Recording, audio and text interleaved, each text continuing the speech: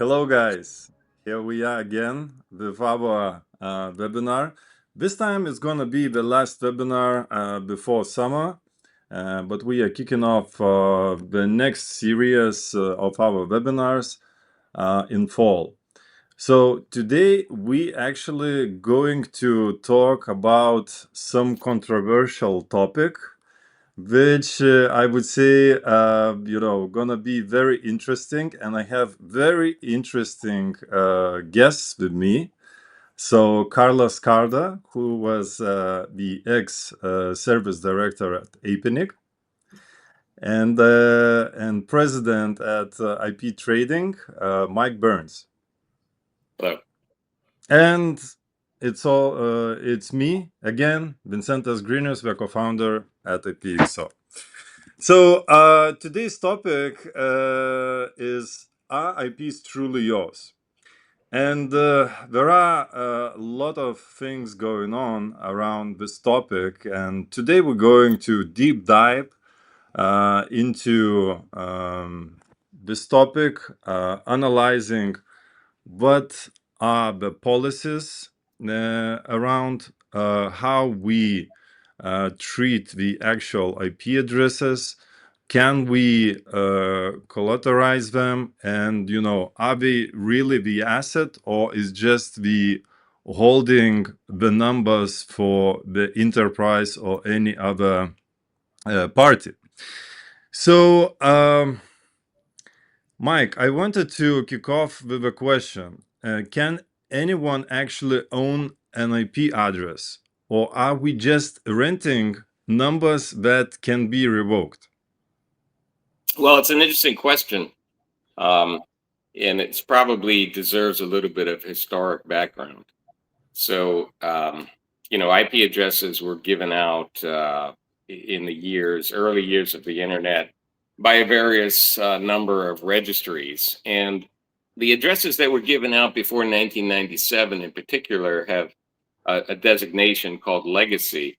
And because these addresses were allocated before any of the regional registry system was set up, there's some question about what it is these numbers represent, and what, if anything, the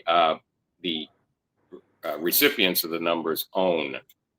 So when ARIN was formed, it recognized these prior address rights owners and agreed to continue to provide services for them. But as things developed, there became a desire to transfer addresses. And so the question became, could these legacy resource holders sell their addresses to another party? And would they have to adhere to ARIN's transfer policies? And some of the legacy holders decided to get some feedback from this, and they solicited a letter from the National Science Foundation, whose general counsel at the time that many legacy addresses were handed out wrote that the addresses were a thing of value.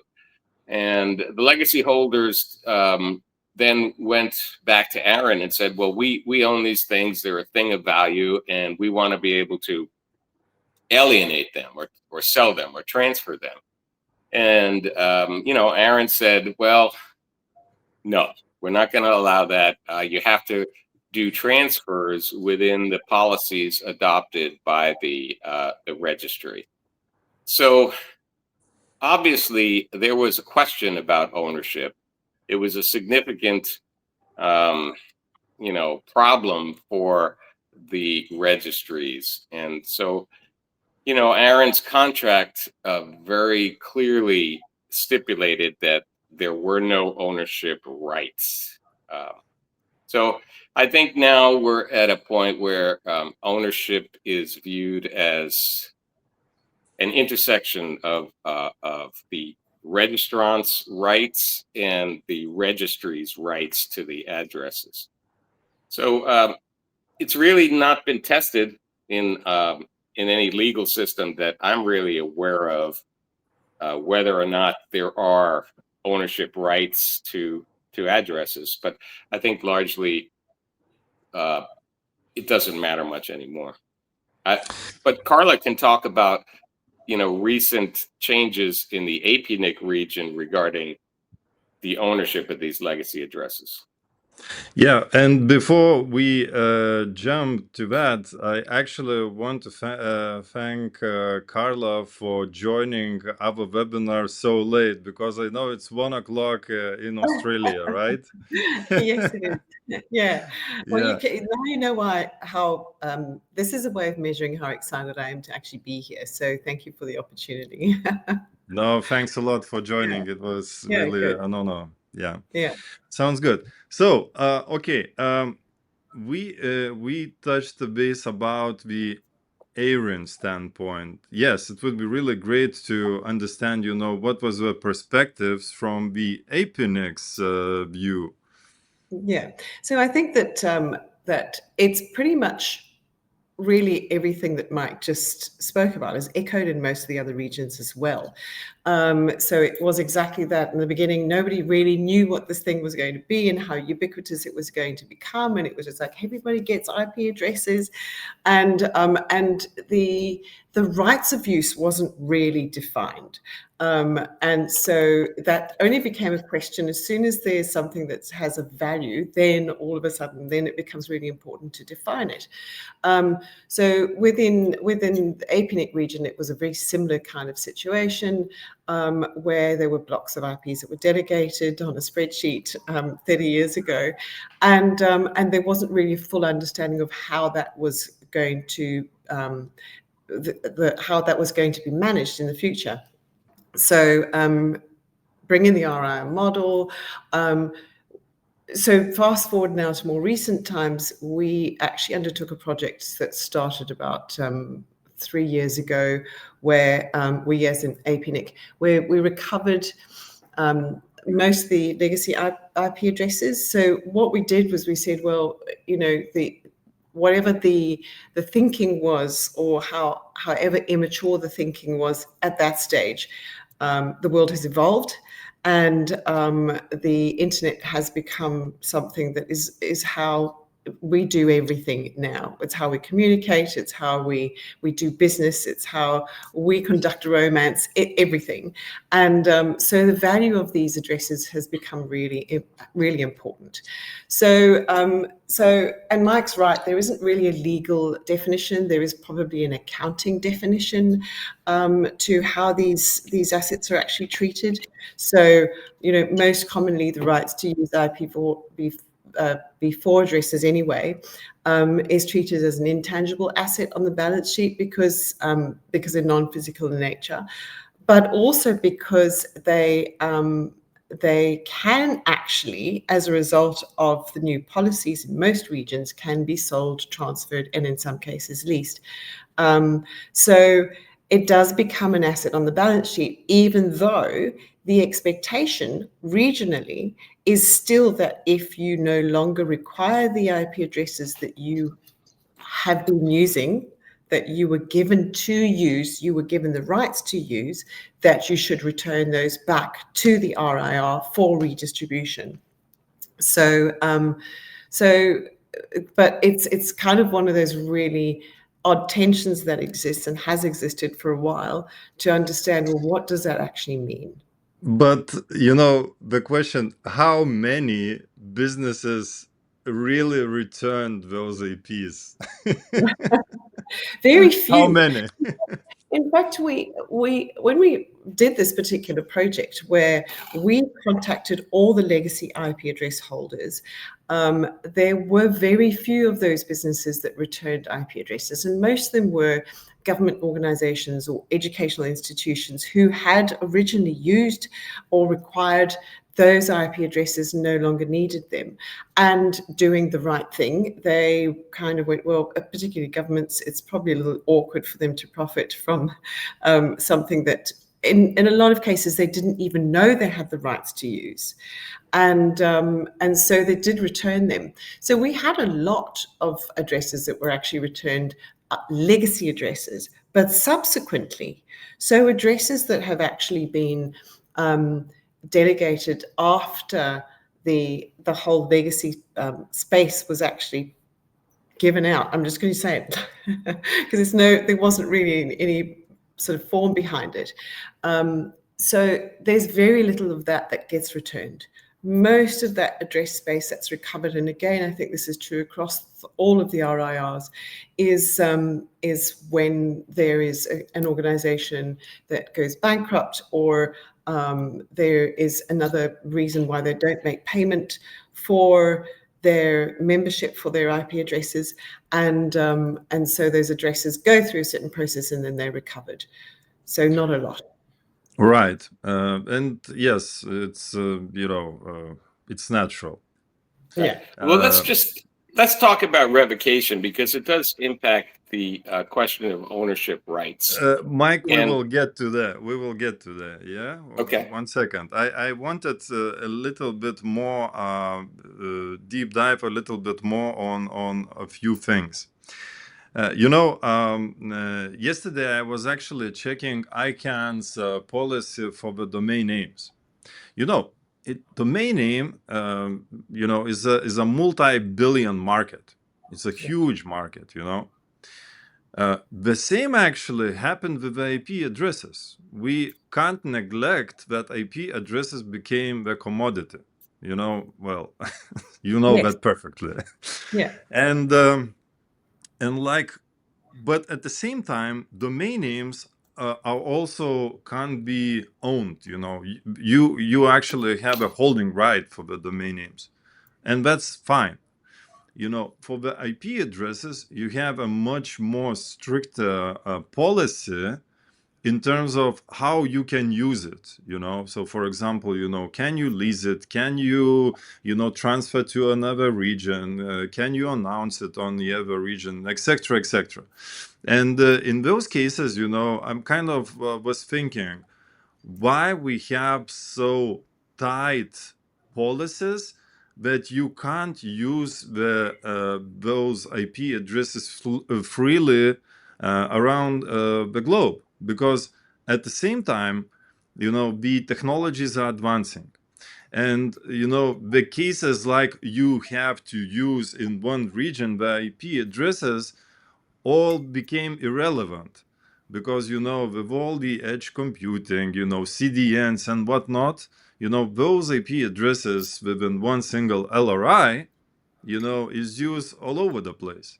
So why do you think the policies are still so strict? Are they not keeping up with the today's realities, or what's happening here? Mike? well, obviously, I think the policies vary from region to region. I think that RIPE's policies in general are very good because they don't have a needs test for the buyer of addresses. They pretty much just register the change of ownership. But there are the other registries still have needs tests, and some of them do have usage requirements in the contracts that cover the IP address allocations. And some of these might be regional usage restrictions, and some might be used for original intended purpose. So there are certainly restrictions on both maintaining the rights to an address space as well as transferring it. And when we talk about ownership, economists have a certain number of parameters or things that are associated with ownership. And one of them is the ability to use, the ability to earn income from it, the ability to transfer it, even the ability to destroy it, and the ability to exclude others. These are aspects of ownership. And all of those don't correlate with IP addresses because you don't have all those rights. Some of the rights, the transfer rights, are restricted. And in some registries, your actual usage rights are restricted. So you certainly cannot claim to own addresses in registries that have restrictions. In fact, probably the only set of addresses that have what could meet all the ownership tests of economists is ripe legacy space. That has all of the aspects that we associate with ownership, but that would be basically the only sort of address space that you could really say you own due to the restrictions imposed by the policy making communities in those registries. So if so what I hear from you is basically that the policies are not keeping up with today's trends, or the technologies and whatnot. And do you think that the community is too small to foresee the things that are happening, or perhaps the community itself, the registries communities are too small and too narrow to understand that actually, those type of restrictions, how you're gonna use the IP addresses and whatnot, kind of too strict. What do you think, Carla? Yeah, I agree. I actually do think that the community, generally speaking, hasn't actually evolved at the same pace as the commercial use of the internet. And I do think that a lot of that is because of the fact that most of the community that you're referring to are technicians. They are not necessarily involved in the commercial space, or traditionally that has been the case. So they are not necessarily involved in the trading of IP addresses.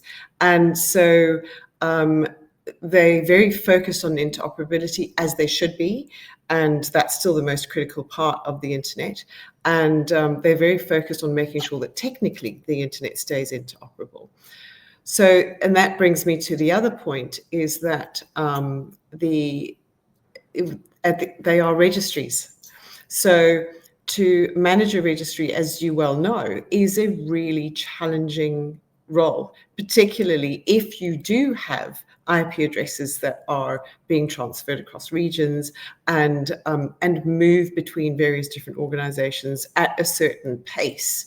So it's really, really important that we know, for the sake of interoperability, who actually has the rights to use that IP address. And so if you just were to say, okay, well, we're going to just create this one great big global RIR, so to speak, that would be a really, really challenging business to run. And again, technology is evolving all the time. So the opportunities to run efficient registries, or efficient anything, is becoming increasingly more accessible. So there is a lot of opportunity for the community to go on this journey of evolution.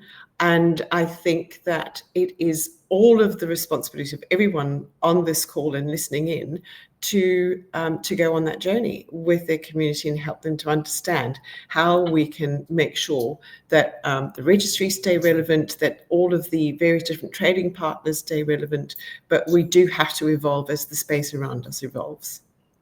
Yeah, so we're gonna touch community things later on today. It's quite interesting topic that we actually spoke with Mike before webinar started.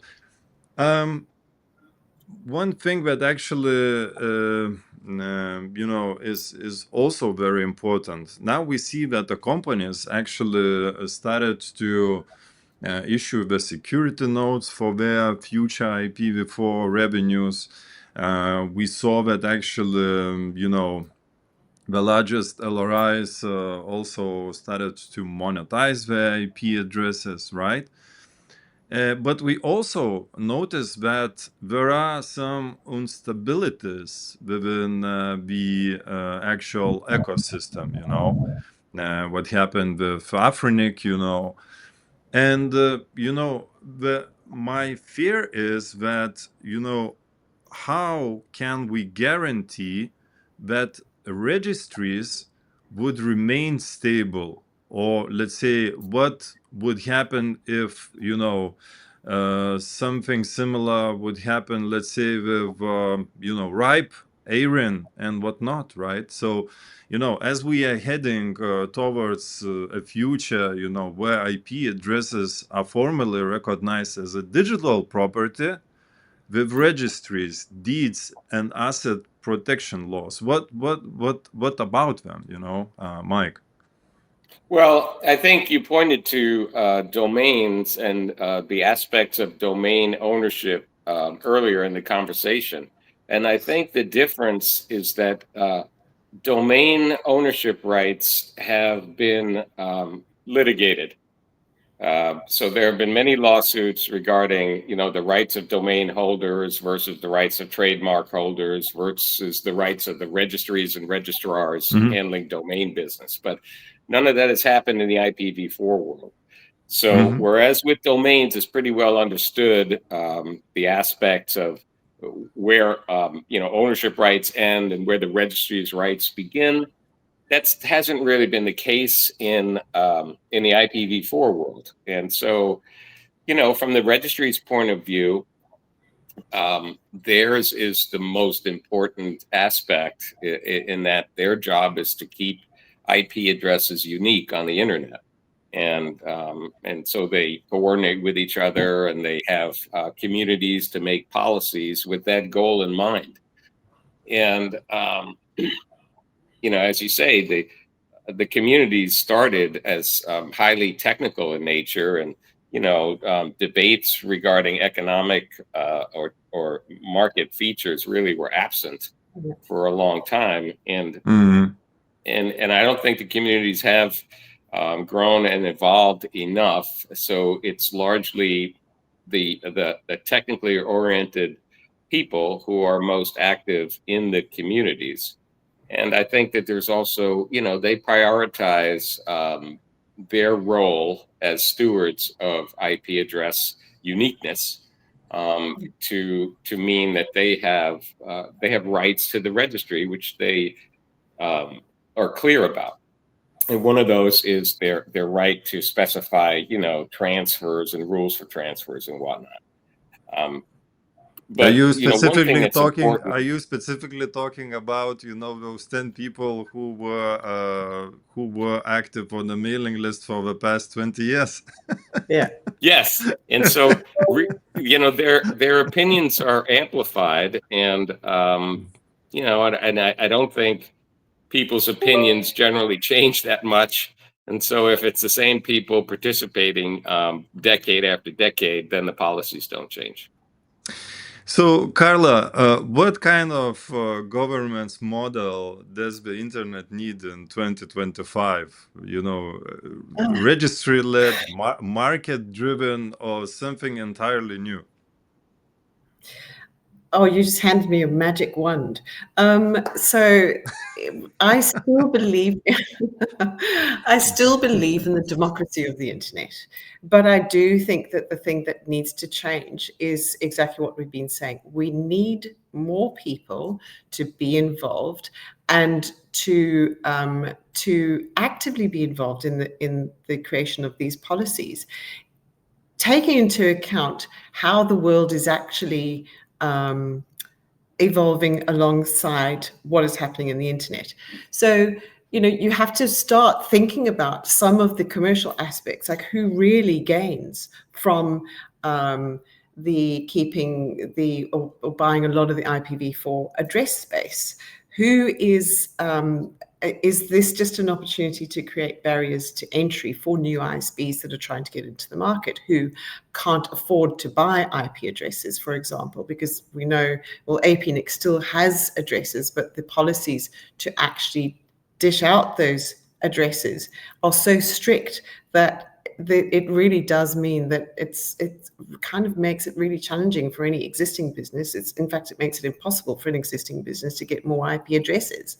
So the policies have not evolved, but it just needs more voices and more people actively involved in the community to agitate for the things that are actually required for them to operate their businesses commercially. So again, I'm going to lean on the APNIC knowledge. So when we recovered all of that address space, we fully expected that there would be some policies that were presented that would suggest that more IP addresses were actually given out to existing organizations, or larger blocks of IP addresses were actually allocated to new businesses. But there wasn't any such thing. So, and I think it is, again, because the attention is on the technical aspects. And as I said, I don't want to dilute that at all. That is still critical and probably needs more attention as well.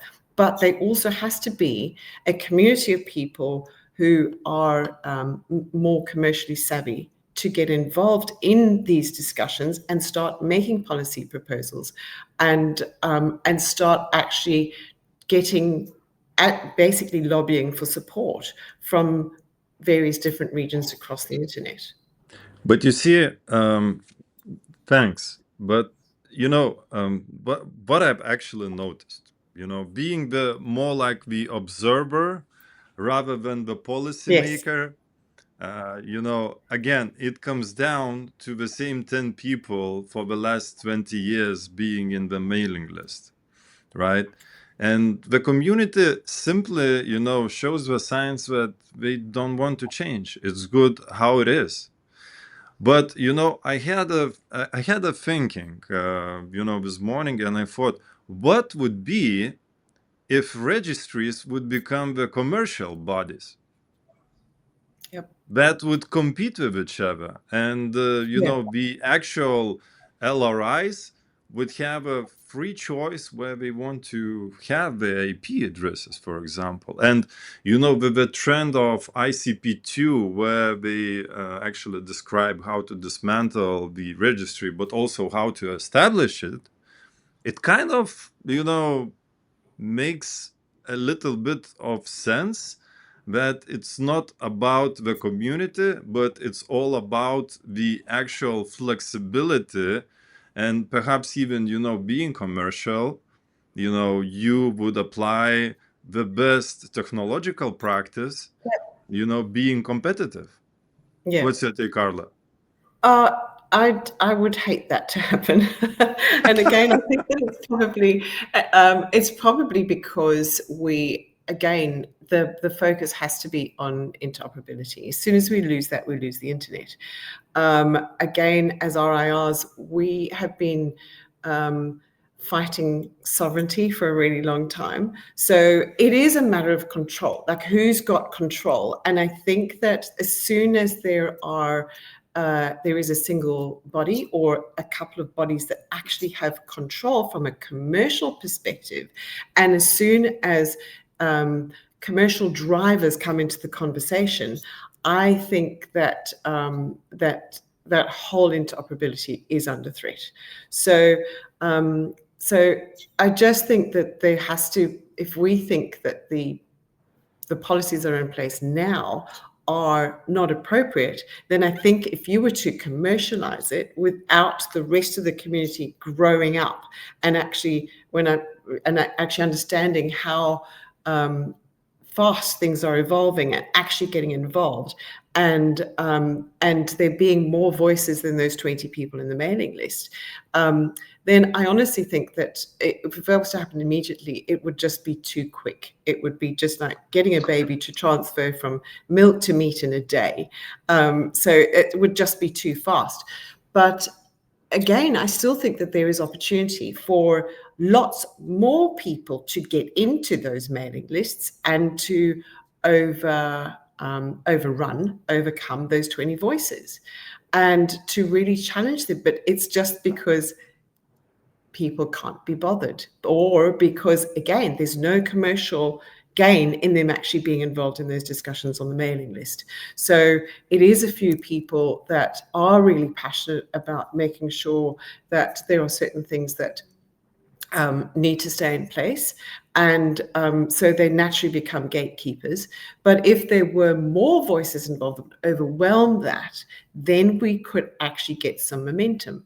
But while everybody sits back passively and says, well, there's 20 voices, we're not going to get involved in that conversation, then the the whole problem is perpetuated. But I would like to kind of explore this from a different angle and question to you, Mike. Then we see again the same domain name ecosystem, right? We see a lot of registrars that actually, you can go to, one registrar, which is going to be, more affordable in price. The other one, would offer you the additional services and whatnot. Yeah, somehow the domain ecosystem lives very well and scales quite well. So, what's your take about it? Yeah, I don't think that necessarily adding registries via ICP2 will put a danger to the uniqueness aspect. I think everybody who is participating, either technically or in the business sense, understands that uniqueness is paramount, and all the value and everything goes out the door without that. But in terms of the RIRs competing with each other, to a certain extent, that is happening today. That's because, as you know, there are no routing police, and you can use your addresses anywhere in the world, and no one's going to, stop you from doing that. In addition, there is a series of interregional transfer policies that make it possible to move your addresses to a registry that you find to be more attractive competitively. And that could mean that they have lower rates, lower, annual rates. It could be that their policies are better for you for, in Aaron, you have to wait 1 year before you can sell addresses that you've purchased. And in Wright, you have to wait 2 years, and in LACNIC, it's For 3 years waiting or more. list, So, waiting list, you may want to for shop the waiting list, different you mean? registries for Waiting list, competitive Mike. policies. Latnik waiting list, you say 3 years. There are restrictions on transfers in the APNIC list. It's 5 years. Oh, right. Okay, now I got so it. Yes, I understand, but yeah. That's right. So, but what I'm saying is that there is the possibility of RIR competition through the lack of registry policing and the presence of interregional transfer policies. And we can see that of the 5 registries, of the 5 RIRs, only one of them is growing in the number of IP addresses that they manage, and that's right. And I think that that's a reflection of some IP address holders taking advantage of the ability to shop for registries. Yeah, and that's true. And that is a very good point, Mike, that is already happening. And it has actually created some challenges. For example, I know that RIPE had a lot of challenges when because of the fact that their AS numbers were, I think, free, if I remember correctly, and so everybody was going to them and applying for AS numbers, regardless of which region they were operating in, and so they were spending a lot of effort actually giving out these AS numbers, but not being rewarded for it, and that was why they had to make some changes in their policy, and I guess that really goes back to my original point, is that these commercial drivers should actually drive policy, but they are not, because I just think that people have this kind of attitude of, well, I just don't think that my policy is going to be accepted, so they don't make a policy proposal. And, talking about the policy, so we can stop here for a moment. Like, again, even the newcomer, who's actually participating in, that happened to me, back in 2018 or whatnot, when I actually attended the first ARIN meeting, and actually I came with a policy proposal, you remember, Mike? So Yeah, I remember. so I was like a newcomer, and I'm like, okay, what's gonna happen? And I see, those like, veterans, they like, hey, to, each other. I'm like, oh, okay, what's gonna happen right now, and the thing is that I think with the policy development, sometimes the community has this thing called bureaucracy or not willingness to change.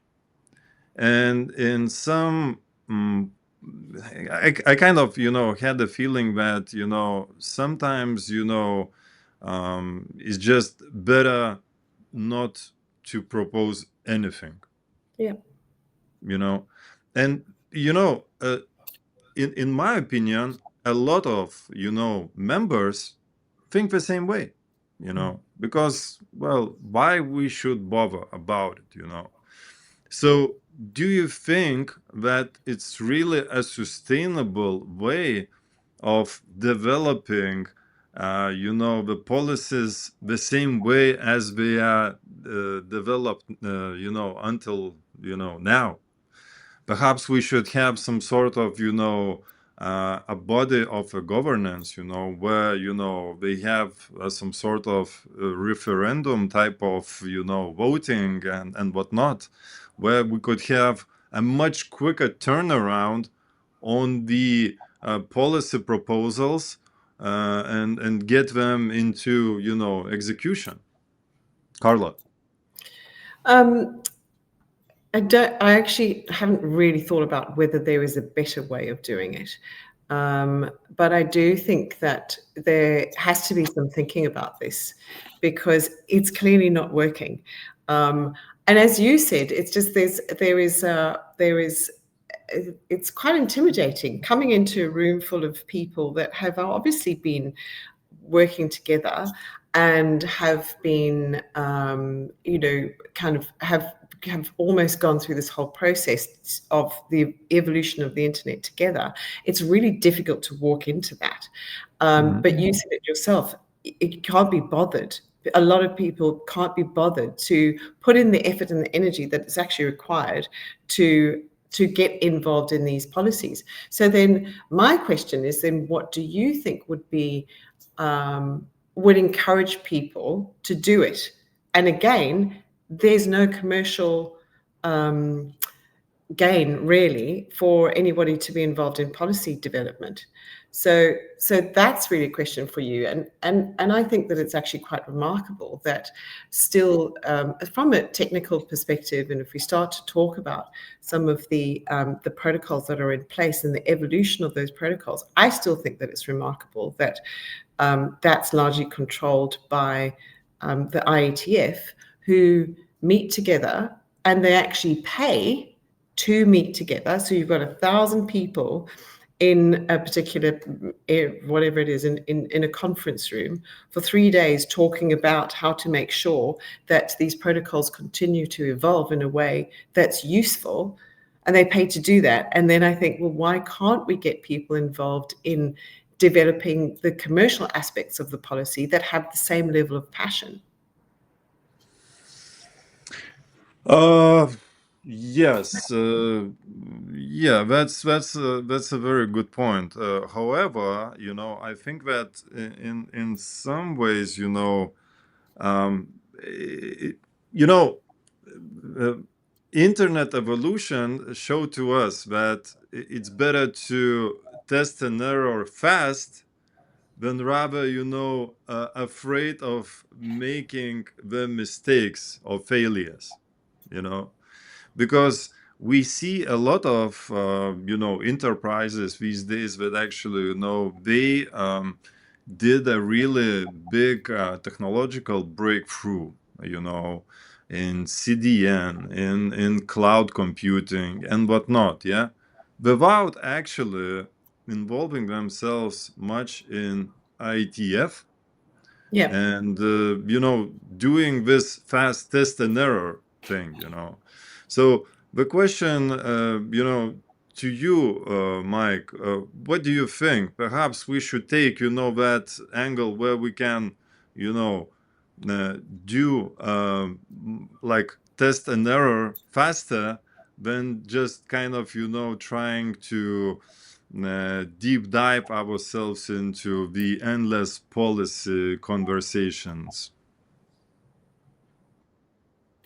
Well, it's kind of hard to do that kind of testing on an integrated system like the internet. It's really difficult to do that if you had the internet too, or some other kind of test bed where you can do that. But in terms of developing policy quicker, which I think is what you're asking about, I'm kind of a fan of the stakeholder governed model that we enjoy today. But you're certainly right about the extremely small and really technically biased communities who are in charge of policy making. In terms of the testing, for example, RIPE um, dropped their needs test for transfer. So if you want to buy addresses, you just buy them and you don't have to show anybody what you're going to use the addresses for. Well, they did that like 10 years ago. And amid all kinds of fears of speculation and market cornering and all kinds of anti-capitalist fears about what would happen by allowing that needs test to drop. And about every 3 or 4 years, I bring it up at an Aaron meeting. I say, why do we still need to have the needs test here and spend staff time on every transfer determining the need when we have the test has already been done? We have the data. We can look at RIPE. We see that none of the problems that prevented us from dropping the needs test in years past have materialized, and they don't respond to that. Now, in terms of the intimidation factor, it's definitely real. And Carly, you said that there's not a commercial or economic factor to it, but it seems like every time that I propose a policy or speak about a policy, I feel the impact of the fact that I make money off of the transferring of IP addresses, and the largely technical community kind of doesn't isn't too happy about that. And so, although I think you're right, we need to bring more commercially oriented voices into the policymaking process. It is very daunting to face a community that is largely, not unanimous, but a majority of people are against the very idea. So I think what it takes is just more people to do what you did, Vincenus, and get up to the mic and make your proposal. It does take a long time for opinions to change or for communities to change, but I think we have to keep plugging at this and hopefully we can affect changes in policy that reflect the commercial nature of the IP address market. Guys, I actually kind of, decided to take that approach that actually I'm gonna solve the problems through the technological angle. So, I mean, the policy proposals, were rejected that I did, that's fine. So let's just, focus on the environment. How do we think from the technological perspectives could become trusted? And, once we actually, gathered the whole kind of bits and pieces, what we require to build the, trusted IP leasing platform. And, Mike, for you, as an IP broker, you still have some sort of, space in the ecosystem hearts, me as the IP leasing, it was 10 years, the shady industry, only spammers and whatnot, were using it, But if you actually connect, technologically the dots to the right places and show them that actually that could work, I think that's actually where we made, the biggest progress here. But it's not about us today. It's about the very important topic, and I like where we are going with it actually. So the question to you, Carla, and at the same time to you, Mike. What's one thing you believe about IP ownership that most people in this space get completely wrong?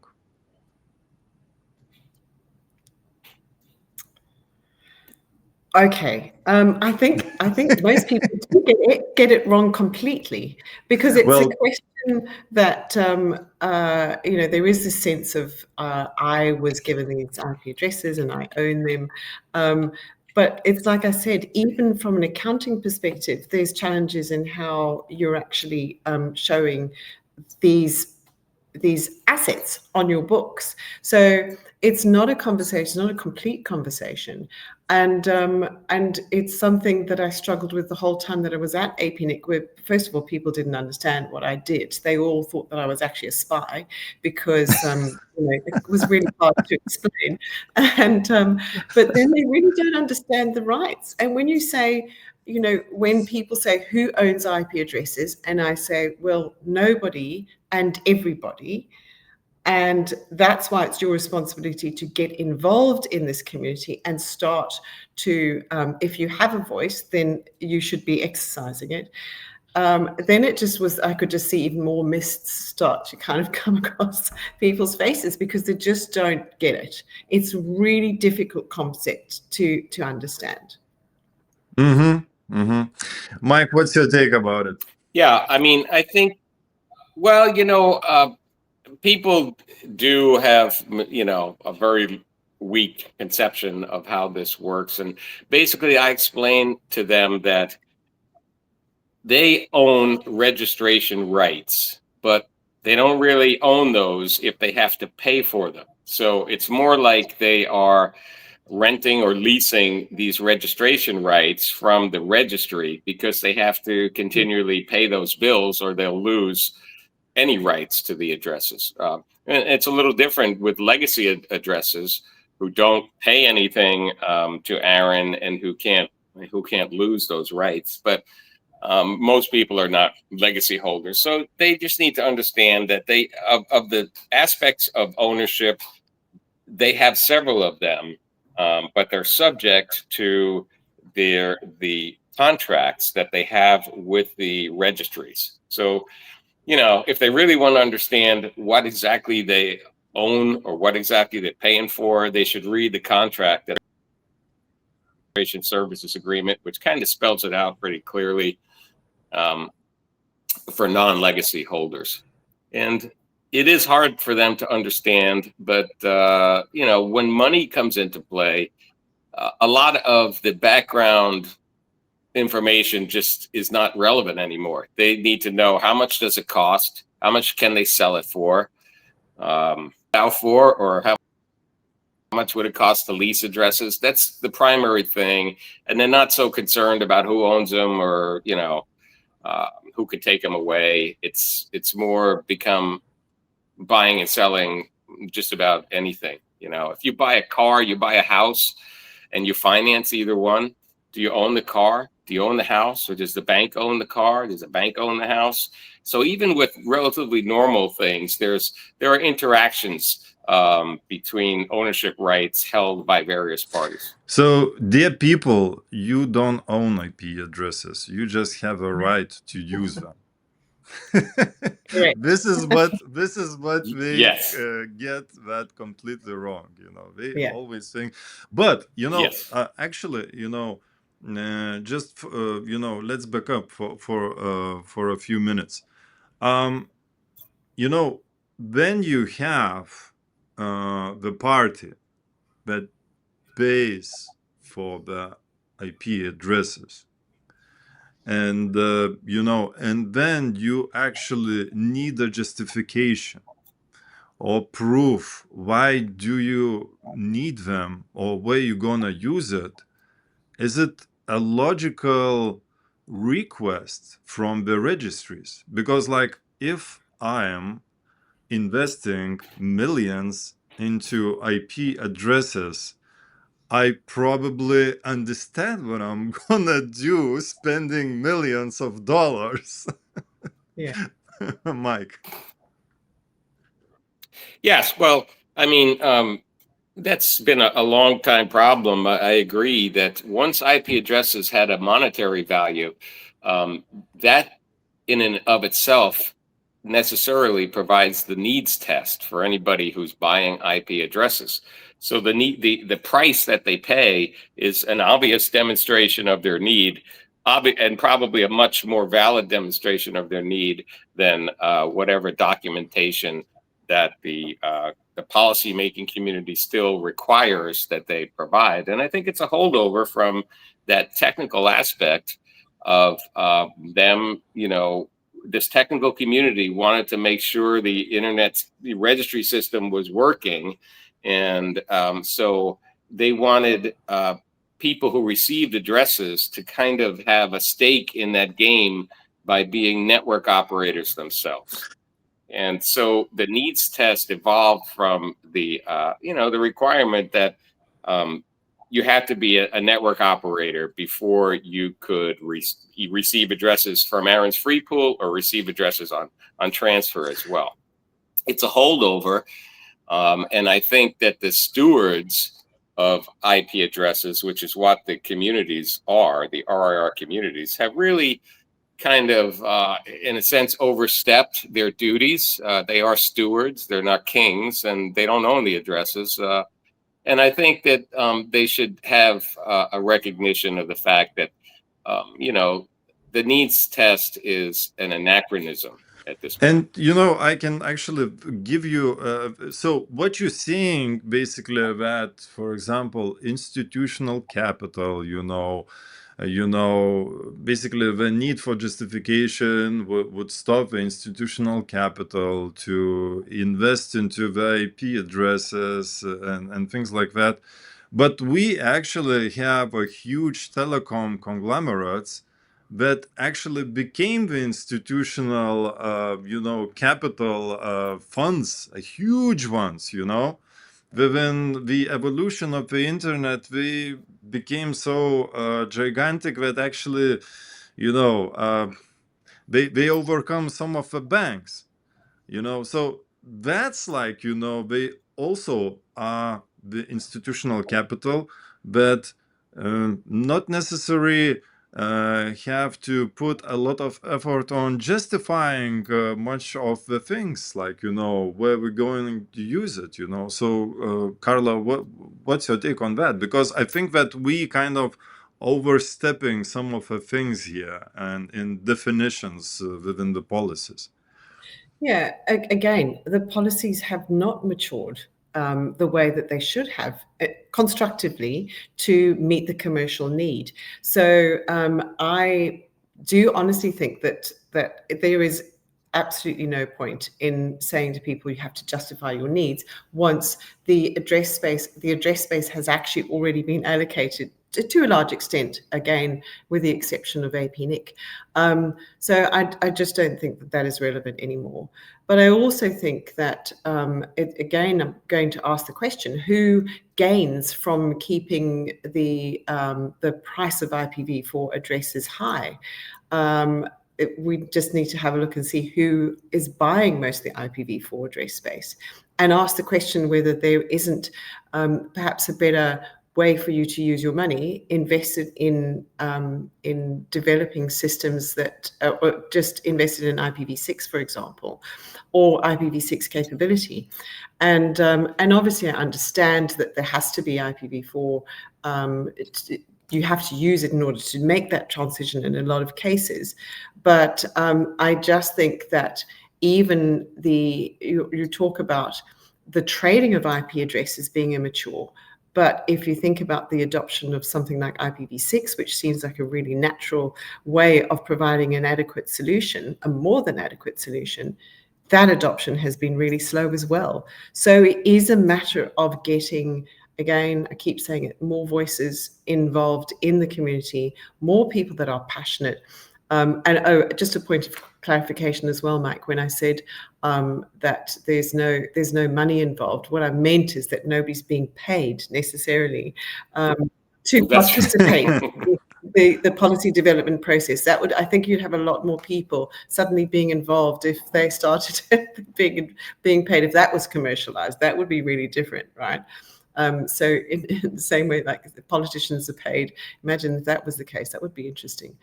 So yes, I think that those there are a lot of policies that need evolution, and even what you were talking about leasing. I think that it's I talked a lot about that when I was at APNIC, and I was going, well, this is happening. This is already a commercial reality, Yep. and to not have policy that supports this doesn't make any sense, because you can't sit with your arms folded and your eyes closed going, this isn't happening, because it actually is. So you need to make sure that your commercial model as an RIR or as an LIR, as a network operator, your commercial models have to continue to evolve.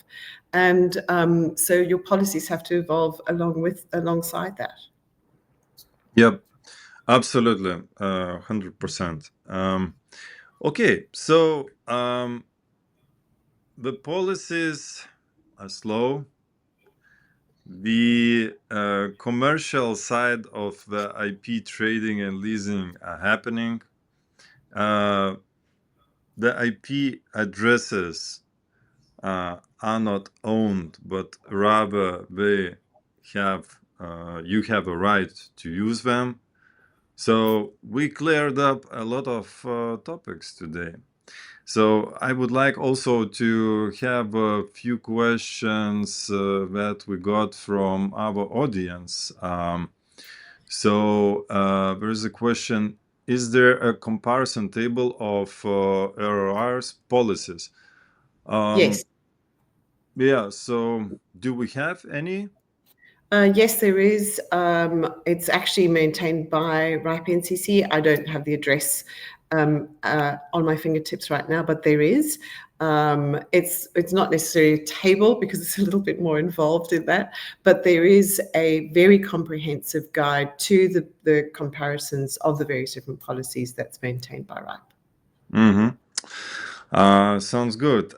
We have the other one. How do you anticipate all of the policy and inter-RRR discussion impacting the push of global RPKI and the standard routing security standard? Well, I could speak to that. I mean, there is policy being developed to facilitate the deployment of RPKI. The five RIRs are working together to establish a single trust anchor and make it the processes involved in creating an ROA similar from registry to registry. But in terms of policy making, I think it's a bit unfortunate that some of the RIRs at least are using RPKI as a stick to beat their legacy holders into signing a contract. So in ARIN, for example, if you own legacy space, which a substantial portion of ARIN is legacy space, by policy, you cannot use RPKI. ARIN is also using it as a carrot to try and lure the legacy holders into signing a contract to enable them to do RPKI. So in this case, ARIN's policies have made a balance between incentivizing legacy holders to convert to registered users and also trying to get RPKI deployed in greater numbers. And the way that, for example, RIPE has handled this is they allow their legacy holders to do RPKI and still retain the legacy status through signing of a separate contract with RIPE. So, I think RPKI is a winner. It's a real winner, and I think it's going to grow by its own accord. And I think that the policies should be developed to recognize that and facilitate it, and not try to harness it for your own purposes, such as driving the conversion of legacy to non-legacy space. Yeah, and I can't agree more with you, Mike. Actually, RPKI probably is the best thing what happened to the IP addresses. Yeah. In my opinion. Yeah. All what we actually need is the, multi-permission levels on the specific resources from the registries, so that they could be, kind of subdelegated from the different parties. And that would be really a good push for RPKI adoption.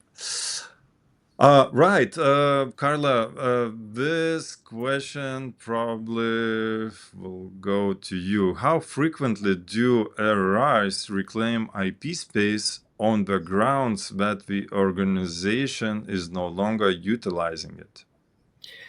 It's not. It's usually a little bit more nuanced than that. It's a very normal signal that the organization has gone bankrupt or is no longer responding, no longer paying an account, in which case those IP addresses are then recovered. But, it's not a situation where we go and check the routing tables. So to see whether those IP addresses have appeared in the routing tables for a certain period of time, that's absolutely not happening. We don't have the resources for that. We certainly don't have the mandate for it either. So usually it's a very simple case of, if the organization no longer exists clearly, they're no longer operational, then that space is recovered. And I think that's universal across the RIRs. Mm-hmm. Well, there's a bit of a quibble in the ARIN region. Even when a company goes bankrupt, that doesn't mean that all the address rights ownership characteristics go away, because a bankrupt company could still have some assets. It could be going through a bankruptcy procedure, or sometimes they just dissolve administratively or voluntarily. And ARIN sometimes views, especially in the case of legacy addresses, that the address rights inure to the owners of the bankrupt company.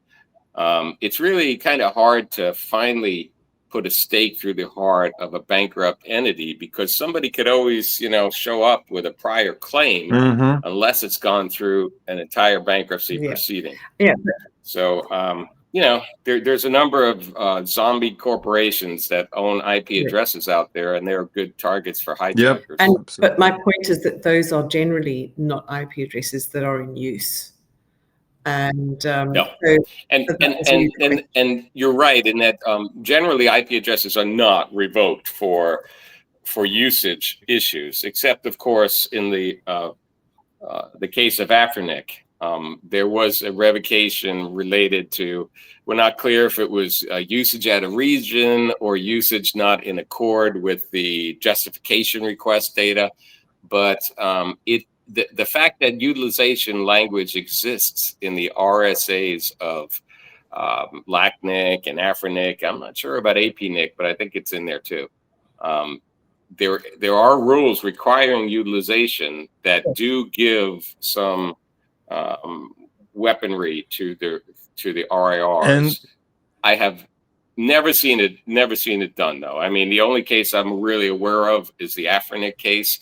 Usually, there was a case in ARIN that involved justification fraud. So, and there are cases in APNIC where there are also justification fraud that had the addresses revoked for that reason. That's different from utilization, and I really don't think the RIRs have the staff or ability to track utilization. However, the presence of the utilization language in the contract means that theoretically they could get an abuse report from third party and use information from that or from their own resources and tie that to the rights in the registry agreement. So theoretically, there is a fear of revocation, but I don't think it's very real. It's utilization, I think that, the utilization clause is is really irrelevant. I think it's really irrelevant. But here is the funny thing, you know, how much effort you should put in whatever lobbying or proposing a policy for that clause to be removed. So that's one thing. I'll tell you, in the Aaron region, I made a policy proposal back in 2011 for the transfer policy, and part of the policy proposal was to get rid of that utilization language in the RSA. And I was told that you can't have a policy proposal to change contract language. You know, that has to be done through something called the Aaron consultation process. So I put a consultation request to remove that utilization language, and the board of trustees of Aaron went ahead and they did that. They removed it. And I've also asked, LACNIC to do that, and they just won't even bring up the topic. So I think that the registry staff views that language as an important tool for them. Why would they want to give that away if they don't really have to? And there's not a lot of pressure on them to remove it. One quick question, which is actually very important. Do you think that registry staff might interpret things the way that would be comfortable for them? Carla. I think that's human nature. So generally, everything is open to interpretation, and I don't think that the registry staff necessarily do make interpretation that they are not 100% clear of. So, for example, if there is a policy that's proposed where the intent of the proposer isn't fully understood at the time of implementation, then we actually do go back and ask the question to clarify exactly what did you mean. So either we go back to the proposer of the policy, or it goes through, again, a consultation. So we go back over the consultation process to try and understand exactly what did you mean by this. So generally speaking, the staff or the secretariat of the registries are very skittish about making interpretations because everybody is really bought into the idea of a community-led process.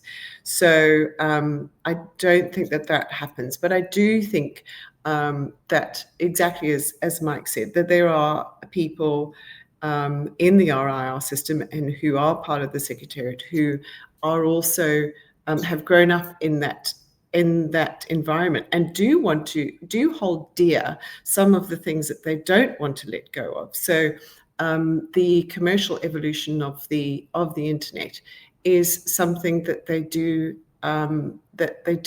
generally reject, or they try to deny that it's actually happening. So there is a bit of that happens, but I would say they don't interpret policy, no.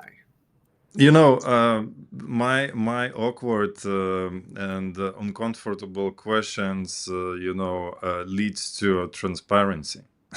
Yeah, exactly. And I think this is exactly what I'm saying. We need more of that. We need more transparency. We need more robust conversations. More community, and I do think more people just not being afraid to step up to the microphone and understanding that the first time that you make a policy proposal, it is very unlikely, especially if it is going to be quite revolutionary in nature, it's very unlikely to get traction. You're going to have to keep working at it, but I do think that it's worthwhile. Have you calculated the have you calculated the conversion rate? No. You asked a question about how we can maybe get more community engagement. Yeah. And I just thought about, why don't we have like a meeting every 5 years of all the 5 RIRs together? Get people from multiple RIRs at a big But meeting, and so they can five talk years to each other. is very Every, long time in the every six internet, you know. months. Yeah, every 6 months. Why Maybe, not? but why not have a group meeting? Exactly. I would like it to even have like a tug of war, some kind of competition between the RIRs, just to get a feeling of both, being part of a world organization and also having more recognition of your own Yeah. community. So maybe That's something good like idea. I go back to the IETF. That's exactly what it is, isn't it? So it would be lovely if we could Yeah. replicate that as an RIR. The other thing you have to also remember is that we do have NIRs as well in regions that have got very strict regulation around how their policies can evolve. So we have to make sure that those people are included in the conversation. So there is another layer of complexity that we haven't really explored here in terms of policy evolution, but that is something you just have to be aware of. If you're going to get everybody in a room, then you need to get everyone in the room, not Absolutely. Yeah, and I can see North that America. the presence of those NIRs might be something to consider when we talk about the ICP2 Yeah, and the ability to create new registries. Some of the NIRs are so powerful that they may desire their own incorporation as a regional Yeah. registry, as an RIR. So, And it's gonna be a something to think about. I think it's gonna be natural evolution of even appearing the commercial registries. Yes, and when I first got involved in policymaking back in 2010, it was in support of a private registry, only for legacy holders, with the idea that legacy holders would move their addresses to a private registry, who would perform all of the normal registry features, but it would be a private organization. And that idea was shot down pretty hard when I proposed Yeah. it. It's actually not a bad idea. Yeah, I just was thinking that sounds No. quite revolutionary. You're talking about magic wand. That's very good idea. Guys, I have the last question, and it's quite long one. So just relax, enjoy the question. This might be a bit beyond the scope of today's webinar, but I would be curious to hear your take on something that's often raised in the community. The fact that RPKI isn't enabled by default for legacy resources. RRIs are nonprofit organizations with a shared mission to serve the stability and security of the internet. Yet, a critical security feature like RPKI remains inaccessible unless organizations enter into a formal agreement and, in many cases, start paying membership fees. If we all agree that routing security is a public good, doesn't this approach seem a bit paradoxical? Well, I agree it does. And to reflect back to your earlier question about the staff, I think that the staff over time develops an institutional mindset. So, they almost unconsciously want to support the institution that they're a staff member of. And so institutionally, Aaron has a desire to bring legacy holders under RSA. And I think that they've allowed that desire to trump what should be more important, which is routing security. And the difference between what RIPE has solved the problem with and what Aaron offers is that RIPE allows legacy holders to sign a contract that is voidable. So, it doesn't bind you forever. But on the Aaron side, the only way you could do RPKI as a legacy holder is to sign a registry agreement, which is a one-way street, which you can never get out of. The only way it could ever, end is if Aaron, screwed up completely or something, or violated the terms of the agreement, which is not going to happen. So basically, Aaron is saying, look, legacy holders, you can't do RPKI unless you totally get rid of your legacy status. And I just don't think that I don't think it's right. So just a correction, Aaron, you're quite right, but just a correction to that question there. So APNIC allowed their legacy address holders to participate in the RPKI program before they even went through the address recovery process. So that was back in 2021, I think, that they made that available. So it's not universal, and again, this talks about the different ways that things are managed across the different regions. But it was made available even while the address space was still not under contract. Yes, I think because it is a trust-related situation, RPKI, APNIC needed to know who the party was who was doing it, and so required some kind of a contract with them so that they could be sure they identified the party and had a trust relationship with them. And that's completely understandable. The issue is it being a non-voidable one-way street versus just let them sign a contract so you could develop the trust. But why do they have to get rid of the legacy status? Yeah, I agree. Wow, today we covered pretty good amount of questions, but I think it's worth doing the second part of this webinar, guys, right? Yeah. To kind of dig deeper into some of the niche problems that we have. And this webinar and the other previous ones, helps to actually consider for the new community guys to join the registry ecosystem, so I promise that I'm gonna keep up with those webinars. at least something, right? For the community. And thanks a lot, Carla, especially for you being so late, and participating. Well, great. I feel very energized now. Greetings from Lisbon. Greetings from Lisbon. Sorry, Carla, I interrupted you. Oh no, I was just joking. I said I feel so energized. I'm going to go off to yoga now. So I can't. Why not? All right. Why not? We actually have a call from 3 continents, right? North America, Europe, and Australia. Wow, how cool is that? I know, very cool. Well, enjoy Lisbon. I am very jealous, and say hello to everybody there from me anyway. Will do. Absolutely. Sounds good. Thank you very much, guys, for participation. And I'll see you in the second part of our webinar. Part 2. Excellent. Thank you. Thanks a lot, everyone. Thanks, guys. Thank you. Thank Bye. you. Appreciate it. Bye. Bye-bye.